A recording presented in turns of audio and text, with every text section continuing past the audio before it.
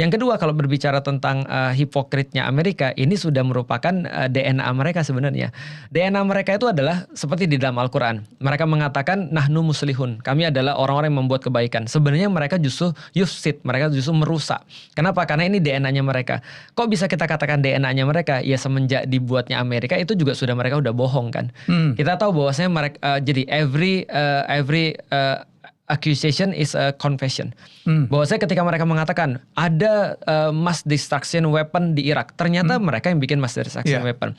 Lalu terus mereka bilang bahwasanya kita tidak boleh pakai nuklir. Sejarah mencatat mereka adalah satu-satunya negara yang ngebom nuklir orang. Lalu ketika terakhir mereka bilang damai, ternyata mereka adalah nyerang orang. Dan aku bilang kenapa DNA, dari awalnya pendirian itu mereka sudah bunuhin berapa banyak orang. Ada satu penulis namanya David Stannard, itu dalam bukunya American Holocaust, itu memperkirakan roughly sekitar 100 juta Indians yang dibunuh mati dengan senjata biologi, dengan senjata kimia, dengan senjata fisik dan segala macamnya. 100 juta itu bukan angka yang kecil. Apalagi zaman dulu ya. Apalagi zaman dulu karena kita tahu bahwasanya angka terbesar casualties perang itu masih dipegang Perang Dunia Kedua dengan sekitar 25 juta orang yang meninggal. Perang Dunia Pertama sekitar 15 juta orang yang meninggal.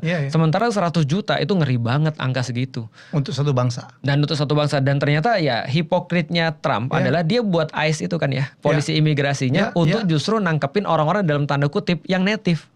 Mereka bilang adalah make America great again. Maksudnya apa? Maksudnya adalah Trump itu imigran. Istrinya juga imigran. Istrinya juga imigran. Bapaknya kan dari Jerman. Nah, artinya ya itu lucu banget sih menurutku sih. Artinya itu all about America is hypocrite. Tapi bingung ya Ustadz. Saya kan pernah di Amerika. Saya pikir mereka tuh orang demikian logik. Tapi urusan satu itu kok kayak buta gitu loh. Nah itu dia Mas. Jadi ketika aku jadi berpikir begini.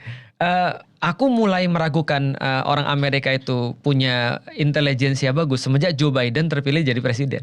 Kenapa? Kok bisa gitu kan ya?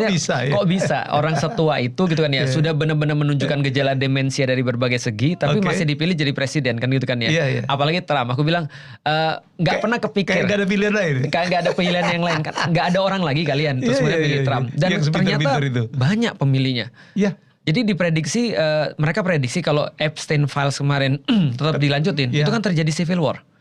Maka mungkin salah satu supaya nggak terjadi civil war, dia harus bikin perang Iran. Pengalian isu kah? Pengalian isu menurutku sih. Salah satunya mungkin ya, walaupun kita nggak bisa memastikan.